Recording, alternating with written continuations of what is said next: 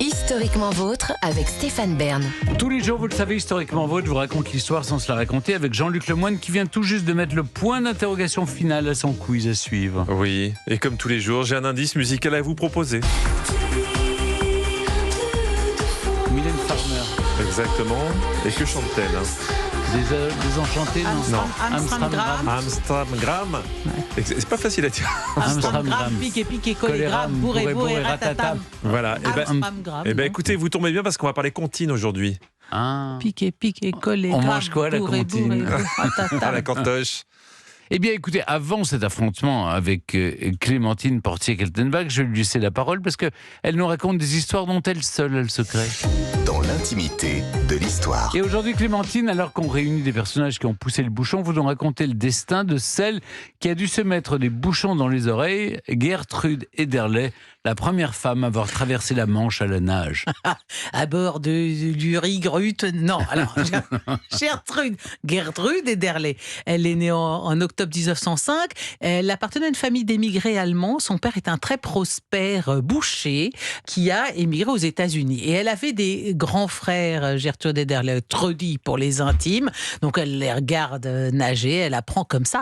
Et elle est tellement douée pour la natation qu'elle remporte à moins de 13 ans, donc ça l'a pris très tôt, cette passion de la nage, à moins de 13 ans, sa première compétition.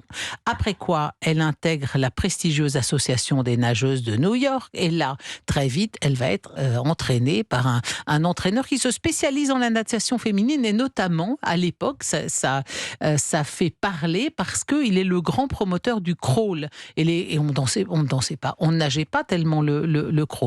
Elle devient une super championne, triple médaillée olympique aux Jeux d'été de Paris en 1924. Et en tout, Gertrude Ederle va quand même remporter 18 records du monde. Donc c'est vraiment la grande nageuse. Mais justement, la traversée de la Manche, ça ne s'est pas encore fait, en tout cas pas par une femme. Il y a différentes femmes qui s'y sont essayées avant elle. Notamment, vous vous souvenez, Stéphane, on en a parlé ici même, l'Australienne Annette Kellerman, qui était extraordinaire histoire d'une femme qui avait la polio, elle avait des attelles en fer, elle s'est mise à la natation, elle est devenue une super championne de natation, elle a inventé le maillot de bain, une pièce, enfin bon bref, Annette Kellerman. Et bien Annette Kellerman, très grande nageuse australienne, elle a essayé 2 fois de traverser la Manche, 1905-1906, et elle a dû y renoncer. Alors Gertrude, qui est elle aussi une grande championne, se dit moi aussi, je vais tenter ma chance. Alors elle s'entraîne encore dans la baie de New York. Mais le Channel, c'est une autre paire de manches que la baie de New York. 34 km de traversée entre le cap Grinney et Douvres. Et puis là, il y a des courants très forts, il y a des marées. Et c'est vraiment une épreuve. Alors Gertrude fait une première tentative en août 1925. Il fait très mauvais temps. Elle se bat contre les vagues, elle avale de l'eau salée, elle est complètement épuisée. Elle a du mal à se maintenir à la surface, mais elle tient. Et elle nage quasiment 9 heures.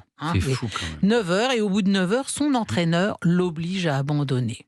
Alors, version d'une des accompagnatrices nageuses émérites, Gertrude avait déjà eu 2 vertiges et sa nage devenait de plus en plus lente. Tout à coup, nous vîmes son bonnet jaune s'enfoncer à une dizaine de centimètres dans l'eau. Ah bah peut-être, elle était peut-être un peu au bout du rouleau, mais elle est furieuse qu'on l'ait obligée à arrêter. Donc elle change immédiatement d'entraîneur, elle change aussi de maillot.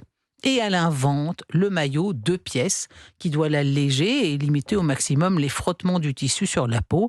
Et puis pour sa tentative suivante, elle s'équipe aussi de lunettes de motard. Bon, l'équipement à l'époque n'est pas encore très au point pour ce genre de performance, mais enfin, donc imaginez là avec son maillot 2 pièces, ses lunettes de motard, le 6 août 1926, elle s'élance à nouveau. Alors avant ça, il y a quand même sa fille.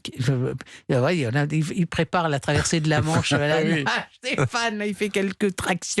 Donc sa sœur, alors figurez-vous, si vous faites ça, Stéphane, il faudra vous faire badigeonner comme Gertrude Ederle d'un mélange de saindoux, d'huile d'olive et de lanoline. La lanoline, vous savez ce que c'est la lanoline? Ça s'utilisait beaucoup à l'époque. Oui. C'est de la graisse de laine ou ce qu'on appelle du suin de mouton, quoi. Voilà. Donc on vous badigeonnera de suin de mouton, et parce que ça ça protège des piqûres de méduses, quand vous serez chez vous cet été en vacances au bord de la mer. Bon, sein doux, suin de mouton, et puis surtout l'eau est froide. La Manche, même au mois d'août, c'est à peu près 16 degrés.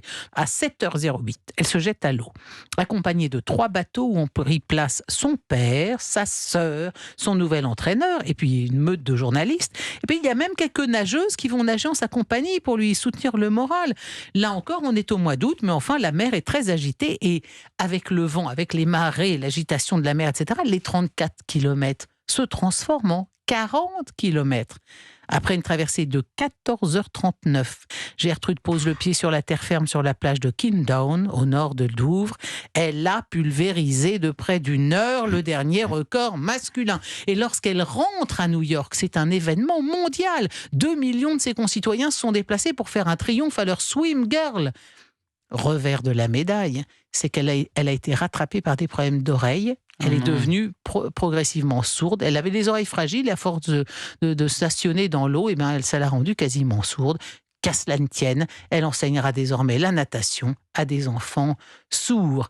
Et Gertrude Ederle, quand elle disparaît le 30 novembre 2003, vous voyez que ça n'est pas si récent, elle avait 98 ans. Quant à son record, il a tenu jusqu'en 1950 et le dernier record en date a été établi le 21 août 2022 par une Française, figurez-vous, Marion Joffle. Elle a battu de 20 minutes le record féminin qui datait de 1994. C'est une spécialiste de la nage en eau glacée et elle-même se surnomme le pingouin souriant.